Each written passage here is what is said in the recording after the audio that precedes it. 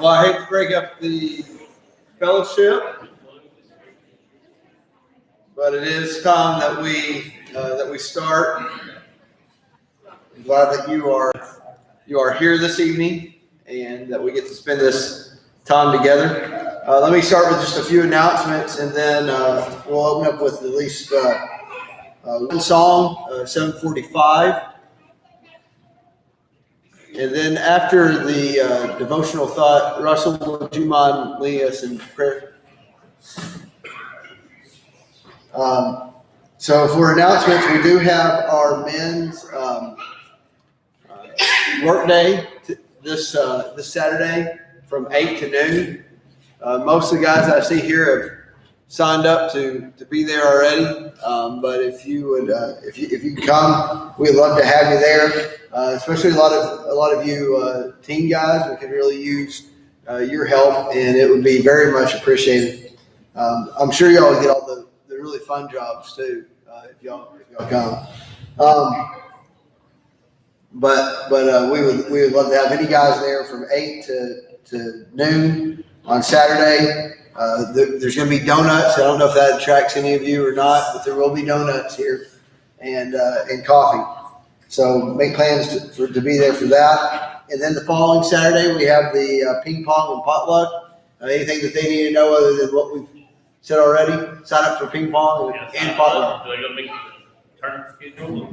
Yeah, so be sure, especially if you're in the ping pong tournament, to sign up so that Brad can make the brackets and that kind of stuff. Make the faithful for me. Yeah, he's gonna have the easy seeds at the beginning.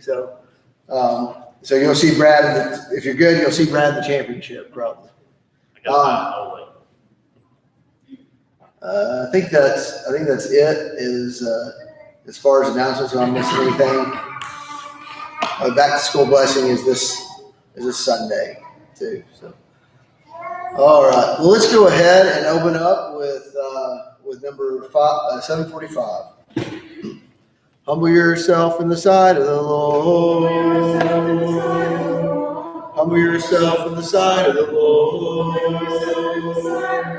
and He will lift you up. And He will lift you up. Jesus is the Son of God. Jesus is the Son of God. And He died for us. And He died for us. Amazing grace, how sweet the sound. Amazing grace, how sweet the sound. That saved a wretch like me. That saved a wretch like me. When we've been there 10,000 years. When we've been there 10,000 years. Bright shining as the sun. Bright shining as the sun. All right.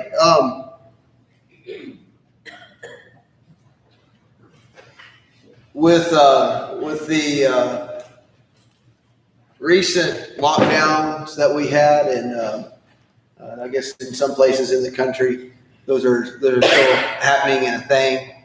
Not so much around here, but there was a lot that was revealed about individuals during that time.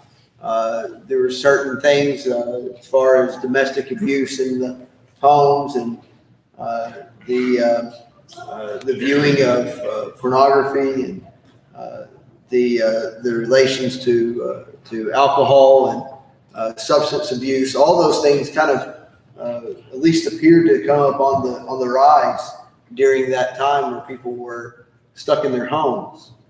And I think what it revealed is not necessarily that there is a problem being in the homes, but that when people go out, they go to work and they go to school or wherever, sometimes they put on maybe a little bit different face than who they really are.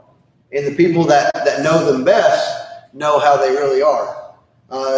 Many of y'all, I have one of these in my pocket here. Y'all have one of these masks that you have to wear from time to time. And I think it's kind of, it's almost a little bit symbolic to me about going out and wearing the mask and then coming home and taking it off. And maybe we go out and we appear, or when we come here even to church, we appear that we have things all together. But those who know us best, who know who we truly are, they know that we might, in fact, not be that person that everybody else sees. And that's the test, I think, for us as Christians, to know what the grace of Christ and what his salvation have truly done for us. Jesus, when he talks about the Pharisees in Matthew chapter 23, he describes them in several ways. One of those ways is like a cup that is all nice and clean on the outside, but it's full of filth on the inside.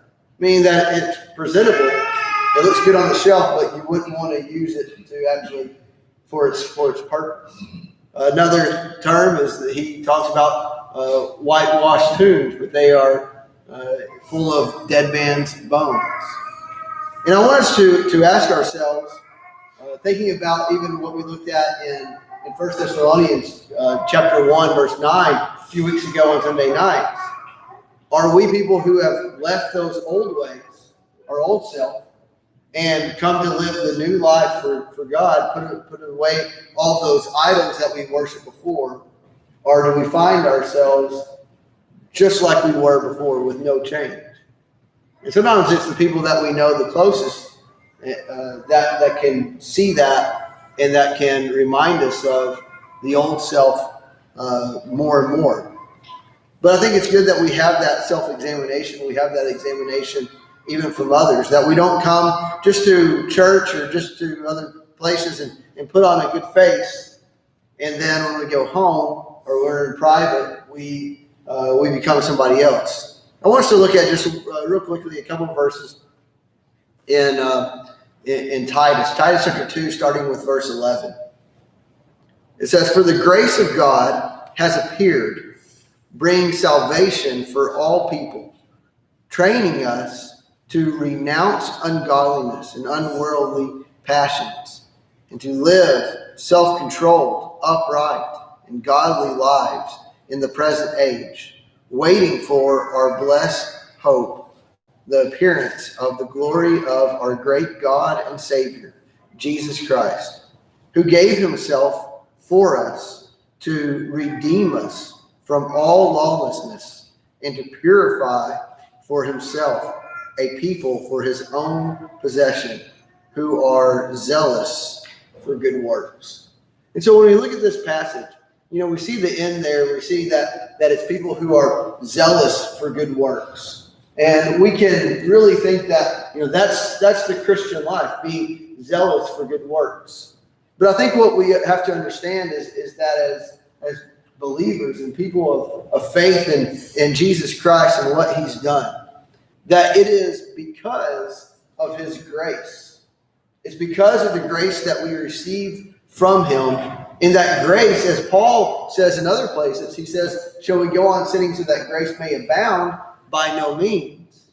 And here is the way that we use the grace in our life.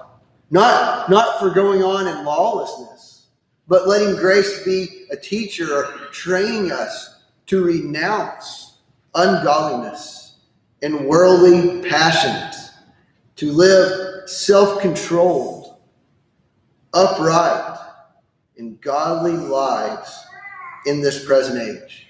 To be people who are living their life, waiting for the return of the one who gave us that grace. And so I ask you the question today. Are you living as a Christian, not just when you're here at church, not just when you're at work, or are you living as a Christian even when it's just you? And I want you to examine your life and examine the grace that you've received from God and say, am I practicing these things in my life? And if I am, that means that grace is training us. And if we are not, we need to allow God's grace to train us and to also purify us so that we can be useful to the Lord. Russell, will you lead us in prayer? Father, thank you so much for tonight. Thank you that we can come here and study a little bit about your word, God. I pray that things that we hear are things that we need to hear, things that we're willing to listen to. I pray, God, that we're willing to look at ourselves and understand that we are not perfect, and we always need to strive to be better. We need to strive to draw closer to you and be more like you, God. God, I thank you that as we were able to go to class tonight, as we're starting to be able to pick up in activities, I pray that through the fellowship with each other, that we're able to grow closer to each other, that we're able to lift each other up, that we're able to support each other, and I pray, God, that we as a church are able to bring other people to you, and that we can show everybody your grace and your mercy. God, I thank you so much for sending your son Jesus down this cross to die for our sins. In his name we pray. Amen. You guys are dismissed the class.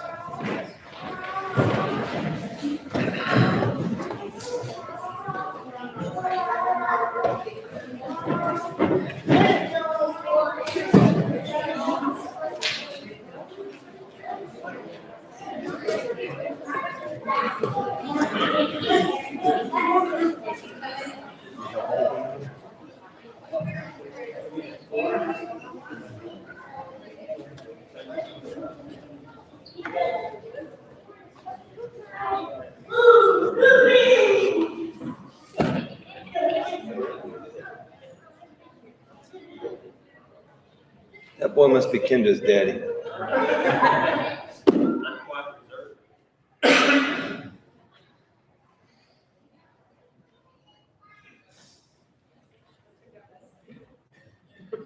What was that? That took out most of us, didn't it? Uh-huh.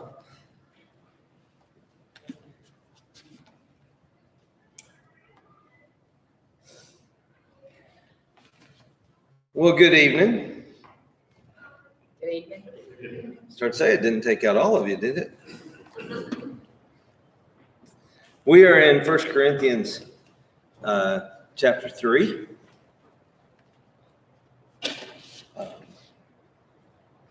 So go ahead and get your Bibles opened up there. But I want to ask you a question before we actually deal with the text. What are some signs of immaturity among young children? Patience, A lack of patience, like a delayed gratification. okay, an inability to delay gratification, selfishness, me, right?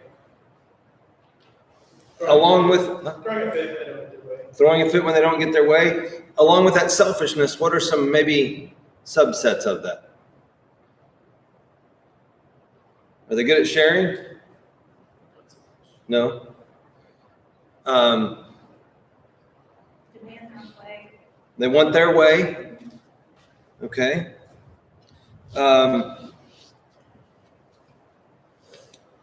So think about that for a minute. Ricky, Would y'all feed Connor a piece of steak right now? Connor tried to eat a nice, juicy piece of really tender steak. He'd probably choke, wouldn't he? Or spit it out, one way or the other, right?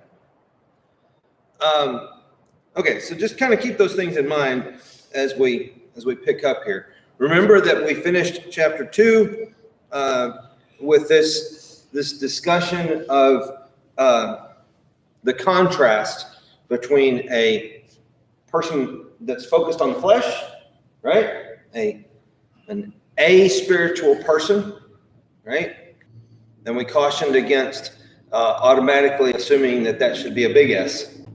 And the fact that it's contrasted with fleshly would kind of push us to thinking of it little s, right? Spiritual versus fleshly, right? Focused on the spirit rather than focused on the flesh. And then we read through chapter 3. And we're going to read the first part and talk about some things, and then we'll move forward. But I, brothers, could not address you as spiritual people. Now, already right there, given the discussion that he's just been through, contrasting spiritual with what? Fleshly. If he goes in to then say, I couldn't address you as spiritual people, what are you hearing? We're fleshly, right? We're fleshly. But as people of the flesh, as infants in Christ. There's an interesting implication here, right? What's implied already here about he equates infants in Christ with still fleshly. So what's the implication there?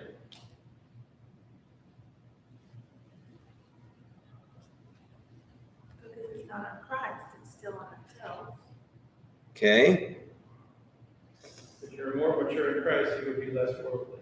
Okay. So spirituality runs with maturity. Spiritual maturity pushes out fleshliness, if you will. Right? Now, when that child is small, how do you keep them from sticking a paperclip in the light socket when they're, 6 months old crawling around? Cover it up. Okay, preventive. Okay.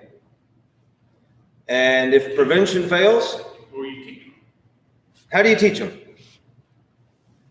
Well, you tell them. One is tell them and tell them. What do you tell them? See, No. And sometimes you may have to tell them in a way that may cause momentary affliction, right? Or that scares them, startles them a little bit, right? You want them to associate whatever that is, right? That electrical socket with something bad, right?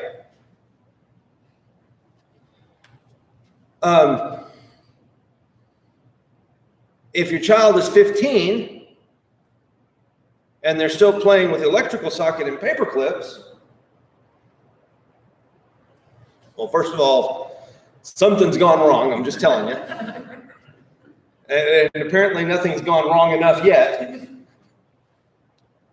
But you can have a conversation with that child, right? Maybe they've moved on and there's other dangers and there's room for a different kind of conversation. Paul is telling them that they are immature. They are infants in Christ. And therefore they are still fleshly. And you're going to see at times through this letter, particularly in my opinion, at least in chapter 4, you're going to see him handle them a little harshly in chapters 4 and 5 in particular, right?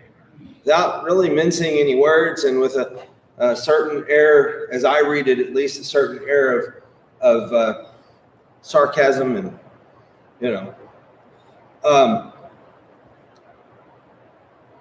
How do we move beyond being fleshly?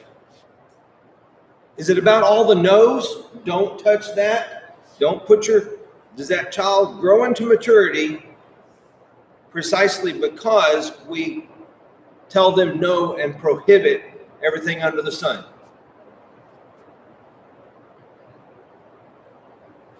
Is that what causes them to mature? And I'm not talking about physical maturity. I'm talking about emotional and mental and character development. No, right? What grows them? What matures an individual? Okay, learning, time and practice. The why, you learn how to answer that why. Okay, dealing with whys, but not just a barrage of no's forever, right? What to do, not. Okay, you have to help them be who they're supposed to be and not always be focused on what they're not supposed to do, right? Because no does not provide any direction, does it? Right? Can't go there, can't go there, can't go there, can't go there, can't do that, can't do that, can't do that, can't do that. Well, what are they doing? They're just trying to find their way. Think about these concepts as we look through 1 Corinthians and what Paul is doing with these immature Christians. Now, are all the Christians in Corinth immature? No, and we're going to see later some allusions to that there's varying levels of things. But he's clearly addressing those who are at this point, right? And he's going to help provide them with leadership and are going to help kind of draw them in a direction, right? Or in directions and give them that guidance. Okay? So, you're infants in Christ, you're fleshly. So I can't address you as mature, spiritual-minded people. So I've got to address you as infants. I fed you with milk, not solid food. Why? Because you were babies, right? You couldn't handle it. You weren't ready for it. And even now, you're not ready. Implication, you should be ready for solider food, right? More solid food by now, but you're not. For you are still of the flesh. You're not spiritual yet. And then, what does he give as evidence of that? Envy, jealousy, right? The me that we talked about with the little kids. Strife, arguing, contention, right? He says, if that stuff is there, then among you, then you're not. Are you not of the flesh and behaving only in a natural way? Right? This is evidence. I mean, obviously, this is a rhetorical question. It's meant to just drive home the point. For when one says, I follow Paul, and another, I follow Apollos, are you not just being a natural human focused on the flesh? So his focus on the flesh concept here is not necessarily how we think of being focused on the flesh, right? When we talk about being fleshly and focused on the flesh, we tend to think sexual immorality or gluttony or whatever, these kinds of things. Well, clearly his definition and what he's talking about goes beyond that, because it's these interpersonal, it's these behavioral things between them that he gives as his evidence, right, of their fleshliness, of their aspirituality.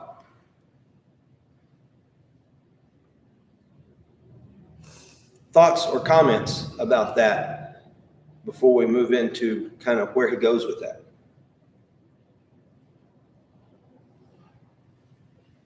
What then is Apollos? What's Paul? You know, well, how should we think about Apollos or about Paul? We should think of them as, he says, servants through whom you believed, as the Lord assigned to each. I planted, right? Servants through whom you believed, according to God's use of us. And we're going to come back to that in chapter 12, right? And then he starts saying, in my case, I planted. Apollos' case, his role was to water the garden, if you will, right? But who gave the growth? God did. God did. So, me, the one who planted, Apollos, the one who watered, you know, we're nothing but what?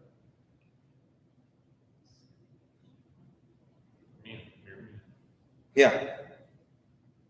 We're not all that. God's the one who gives the growth. Apollos and I, those who plant, those who watered, okay, yeah, we're the same thing. We're equals. We're one, he says. But the idea is we're equals. There's proof. Anybody in here stop that? No, right? Those of you at home, it's thundering loudly.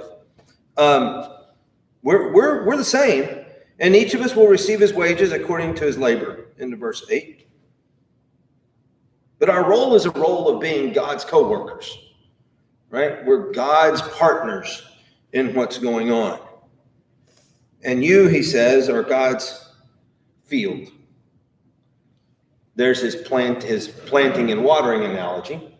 And then he shifts the analogy, transitions from an agricultural analogy to a construction analogy. God's field, God's building.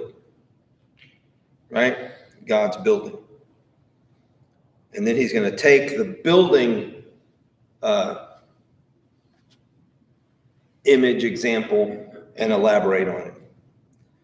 According to the grace of God given to me, I, like a skilled master builder, laid a foundation. I, like a skilled gardener, planted, right? And someone else, others, are building on that foundation. Let each one take care how he builds upon it. For no one can lay a foundation other than the one which is laid, which is Jesus Christ. Now, if anyone builds on the foundation with gold, silver, precious stones, wood, hay, straw, each one's work will become evident. For the day will disclose it, because it will be revealed by fire. And the fire will test what sort of work each one has done. If the work that anyone has built on the foundation survives, he will receive a reward. If anyone's work is burned up, he will suffer loss, though he himself will be saved, but only as through fire. There's a lot in those few verses. A lot to be able to talk about. Is Paul's concern with, now don't be messing up what I started. I laid a foundation. Now y'all be careful how you build on it. I didn't lay that foundation for y'all to just mess everything up. Is that the tone that we should be perceiving from Paul here? That tone would be kind of aspiritual and fleshly, right? Me. there are those who would make the case that that's the tone. I don't think that's his tone. I think his tone is about people's relationship with God, right? It's a spiritual tone. I laid a foundation. That foundation is what? Jesus Christ. Anyone who builds on that foundation with gold, silver, precious stones, wood, hay, straw needs to be careful. Now, we could sit here and we could nitpick and speculate. That's all we'd be doing, speculating on whether gold represents one thing and silver represents something else and the precious stones something else and the wood and the straw and whatnot, that they all represent different things, and that would be pure speculation. And I've sat through classes where that's where this went, and that's not where this is about to go. Okay? But is there a range of materials referenced there? What's the difference between gold and straw? What are some differences? Fundamentally. Strength? Value? Huh? Weight? Strength, along with strength, could we say durability? Right? We read, go ahead. One is refined and made more pure through fire, one is destroyed. Okay, I was about to ask what happens when you apply fire to the scene and you have a box over here, you have a furnace over here, and you put gold, and you have a furnace over here, and you put straw. What's going to happen, right? This is going to, if it's hot enough, you can refine the gold. The straw just, is destroyed. Does that mean straw is useless? What about in construction? Yeah, straw can be incredibly useful in construction. It can be useful for making into other construction materials that are durable and actually will then handle fire, right? And it can be a transition too. Like a young Christian with a mill, you need to start with straw as your shelter and build on that. Okay. It's not just, you can't start in the gold house. Yeah. You gotta learn. Have you ever tried to lay in Dad's shop, when he built his shop, they built a safe room because they were in the Choctaw, and they were living in Choctaw, Arkansas when the massive tornado came through there in 2009, something like that. I don't remember, but 2008. It was bad. It was really bad. And so when they moved to Searcy, they built them a safe room. Dad built a safe room inside a corner. The whole corner of his shop is a safe room. Rebar that goes all the way down into the foundation of his shop, blocks over that rebar cemented in, and the top. Now, have you ever tried to put a concrete, ceiling roof on something? It's not easy. It's a royal pain in the neck. But what about putting a straw or thatch roof to protect from the elements? That's not so hard, is it? It's not. So the straw is useful. It has use. So we shouldn't say, well, the more valuable, the better things, the things that we like more on this list are over here, and this other stuff. I don't think he's making a reference to the value of the individuals, whether they're contributing straw or contributing gold. I think his point is, whatever it is that you contribute, right, to this building, do so responsibly, right? Do so keeping in mind the foundation you're building on, which is Jesus Christ. This is the Lord's work you're doing. Give it your attention. give it your best. Don't be half-hearted about it. You want to give God shoddy work? You know, I think that's the mindset. Thoughts? I see maybe tied into the maturity aspect here. He makes this point of talking that he was this skilled laborer, and it's almost the work is what's being done by those who came after him, comparing their work. Mhm. And so to me, the focus seems to be on how they've used the materials in the building and their skill in using them. Like you said, you know, these materials, they all can be useful in building, but they can all, if you put them in the wrong places or you don't use them right, they cannot as well. Yeah. And each one's work is going to show. Uh-huh. It's going to become manifest or evident. When? It's tested. When? What does it say? Verse 13. What will disclose it? The day. Right? Testing on the day.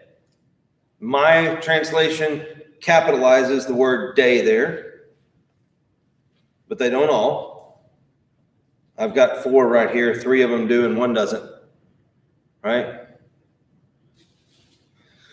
It's interpretive to capitalize it, right? It's making a decision to say this means a specific day, right? Understand that that is a translational choice, an editor's choice. There's nothing inherently in the writing to tell us that, hey, this is meaning the day in a specific way, right? So just I caution you against that. I'm not saying it's not, doesn't mean that, but that's a decision we have to make as we study. It could mean as simply, it could mean that, yeah, bad times will show, right? Tough days will show how well that construction and contribution is going to stand up. It could mean Judgment Day, which is what is implied by the capital D. And there is some context to make us think of it that way, right?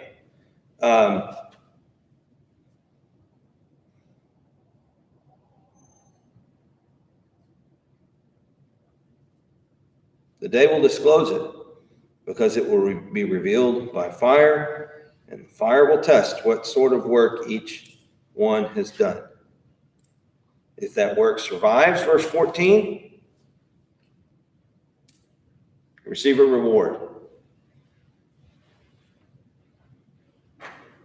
If that work, verse 15, is burned up, then the one who did that work will suffer loss, though he himself will be saved, but only as through fire.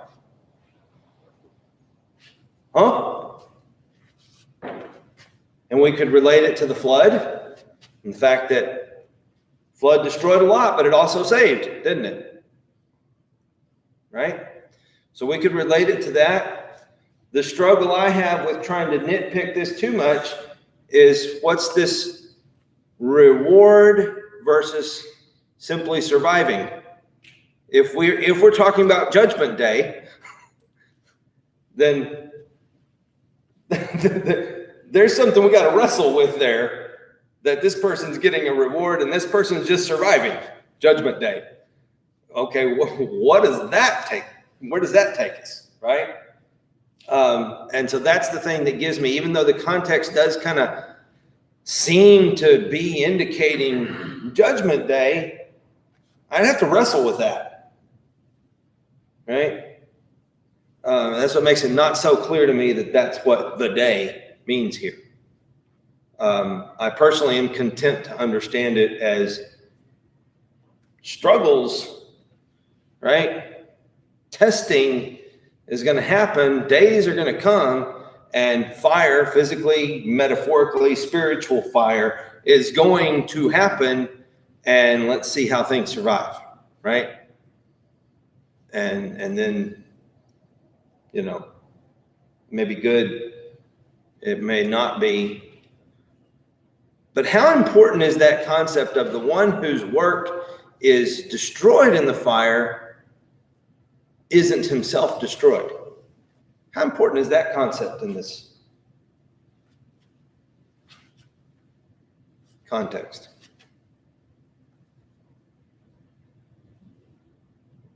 If you knew that if your work was destroyed in the fire, you would be destroyed too, would that make it easier or more difficult for you to get in there and work,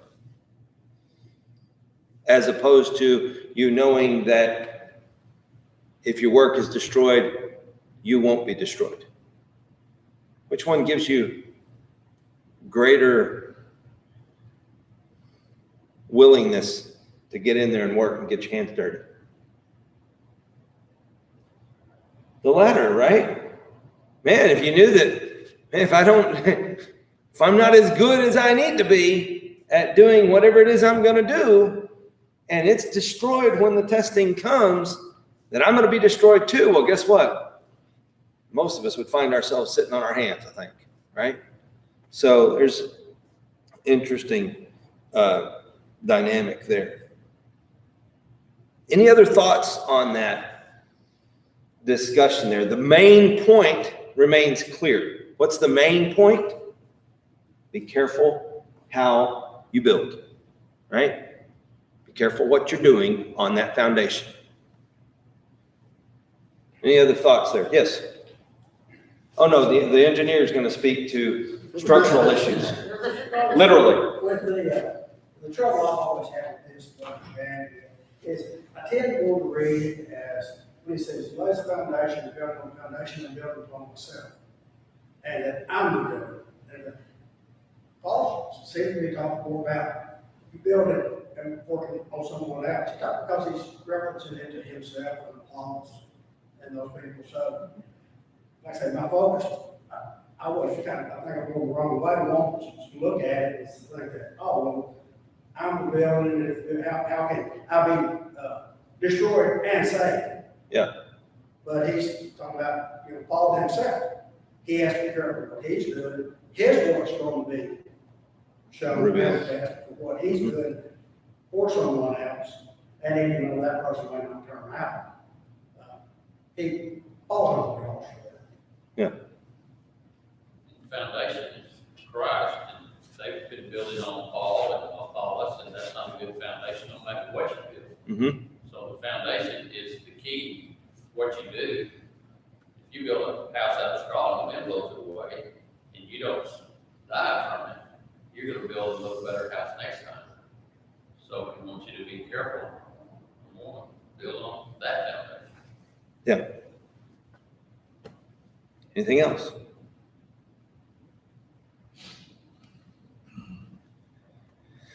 And here we have our pronouns become an issue again, right? If I'm talking to Blake and I say, Blake, you're a good man. If I'm talking to the whole group and I say, you're good people. I used the same you, didn't I? You are a good man. You are good people. This is a problem with English, right? Our second person singular and second person plural pronouns are identical. How do we remedy that around here? Y'all. Yeah, y'all. Y'all. Folks in North Carolina will say you'uns. You go to New Jersey and they'll say you guys. We remedy it in different ways in different places, right? Because we recognize that this is a problem in English. Because it makes things unclear. understand that these yous that we're going to deal with here in verse 16 and things related to it are plural yous, just like all the yous that we've already dealt with in the first 2.5 chapters of this letter, right? They're y'alls. Okay? So, do y'all not know that y'all are God's temple and that God's Spirit dwells in y'all? Temple. In the context, right? He's still writing in the context. In fact, in verse 16, he's going to go back to if anyone destroys God's temple. So what does the temple, the concept of temple, represent in the previous verses? The building, right? This construction that's taking place. Okay? And how does he define that temple? It's y'all. Right? So, like a master builder, I laid a foundation and others are building on it. And that building that I'm talking about is the temple. What's special about a temple? Who lives there? God does, right? So this building I'm talking about, Paul's talking about, is y'all, God's dwelling place. Well, now when we start to think about our work on it being destroyed, it's a little more powerful, isn't it? If anyone destroys God's temple, God will destroy him, for God's temple is holy, and y'all are that temple. Now, in the context of this letter, he started out with a brief, gentle introduction, and then by verse 10, he's pretty direct, right? Chapter 1. I hear that, right? There's problems, there's divisions among you, there's strife. All this is happening. And then he pulls it, say, and this is happening because you're not maturing spiritually, because you're still babies. And why are you still babies? Because you haven't matured. You've just continued to live by the flesh. Now, the people who are building on that foundation that I laid had better be careful the work that they're doing, because the work that they're doing is not bringing y'all to maturity. I mean, if you're sitting there listening to this being read, that's the message, I think at least, that you're getting from it. If you're in Corinth listening to this, the people who are doing whatever building is happening there since I left, Paul says, better be careful, because y'all aren't growing. The building is still just there. And this is God's temple. And if anyone destroys God's temple, it's not going to be pretty for him. And y'all are that temple.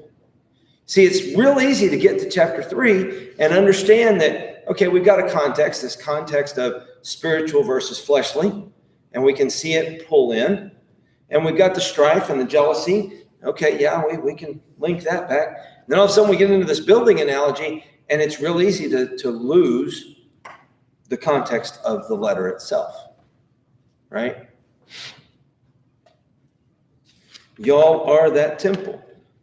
Verse 18, let no one deceive himself. If anyone among you thinks that he is wise in this age, let him become a fool, that he may become wise. For the wisdom of this world is folly with God. Now he's reaching back into late chapter 1 and early chapter 2 again, isn't he? The threads just pull right through. It is written, he catches the wise in their craftiness. And again, the Lord knows the thoughts of the wise, that they are futile. Have you ever had a contractor or known of a contractor, a builder, who liked to cut corners?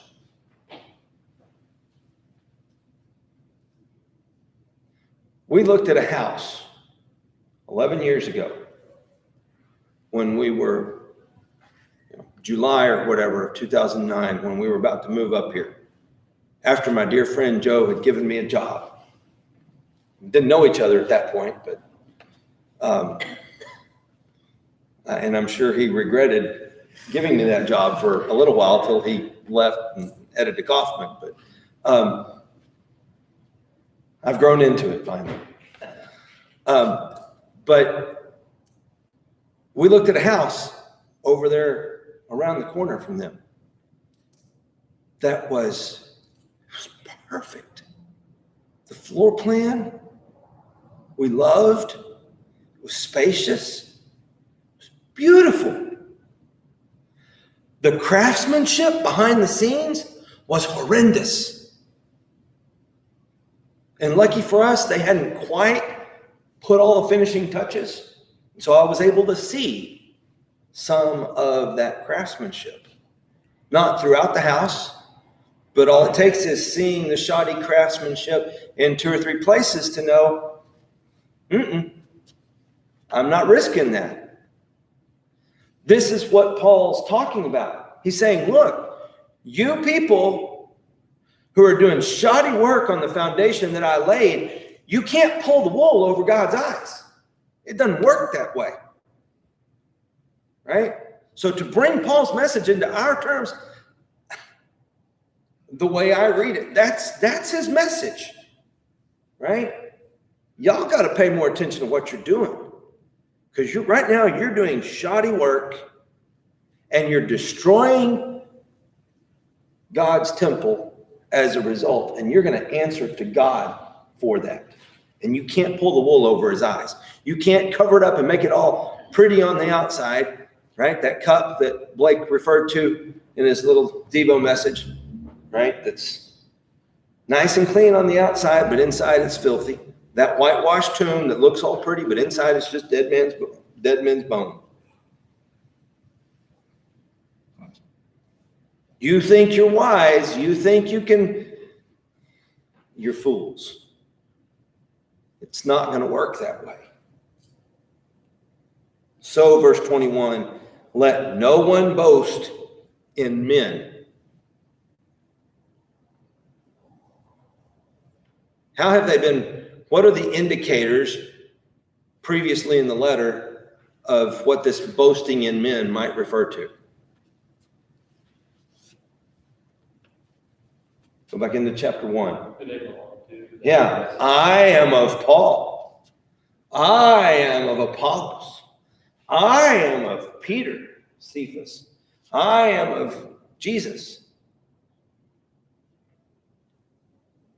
Don't get all up on your high horse because Paul's the one that brought you the message, because Apollos is the one that you follow, or because Peter's the one that you follow. For all things are y'alls. That would have 2 apostrophes in it, by the way. Whether Paul or Apollos or Cephas or the world or life or death or the present or the future, it's all y'all's. And you are Christ's, and Christ is God's. What does he mean? Everything's yours. What's he talking about in the context? What's The good and bad you've been doing. okay? So it's all y'all's doing, whatever it is. Okay, that might be one. I tend to think he's meaning something different, but that's a possibility.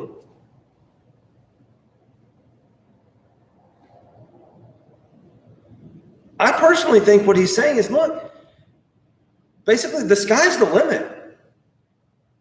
It's all in your reach. Right? You decide how this construction goes. You know, how you handle it, how you handle this foundation that I laid is up to you. And you can make it into something that's fabulous, that withstands that test, or not. Just remember, you're Christ's, and Christ is God. So ultimately, you're his. He's saying they're all servants of Christ. They all want Christ, no matter who they are. There is no distinction between Paul and anyone else. They're all servants of Christ.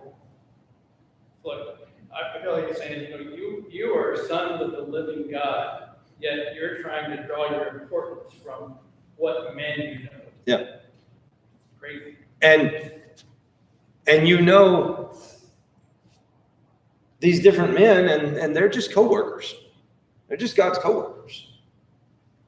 So, in a sense, draw from all of them, but don't boast in men. There's no value to that. And then, he's brought that word boast in verse 21. And remember, he's writing a letter, and he's not putting chapter headings and numbered chapters and verses and all this kind of stuff. He's writing a letter. And we get that boast in verse 21, and a few lines later, when we get to chapter 4, he's going to hammer home that boasting concept for basically a whole chapter. Some of these items are things that they're having divisions over and arguments about. Most definitely. And so he's telling that one person doesn't own each of these topics. Yeah. I think that's definitely in the mix here. Thoughts? It's time. It's time. That says it's 7:17, but I know better than to watch that clock. So we'll pick up in chapter 4 next week. Thank you for your attention.